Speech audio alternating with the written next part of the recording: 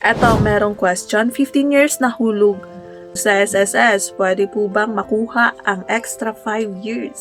Oh. Diba sabi natin, ang pinaka-minimum na requirements po ng SSS para po makapag-pension po tayo lifetime is dapat meron po tayong 10 years na contribution kay SSS or 120 months na contribution po kay SSS. Pero sabi dito is 15 years po siya. Pwedeng makuha yung extra 5 years, hindi po pwedeng makuha yan.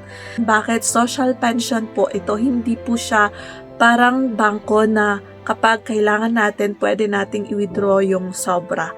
Yung iba kasi, tinatawag itong sobra yung sabi nga natin, minimum is 10 years. Sobra daw po yung 15 years, kaya yung 5 years, pwedeng kukunin na lang daw. Hindi po pwede yun.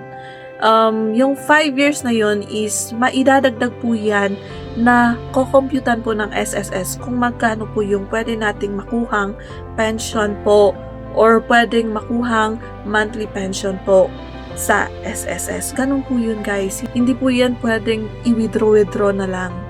Klaro po ba tayo doon?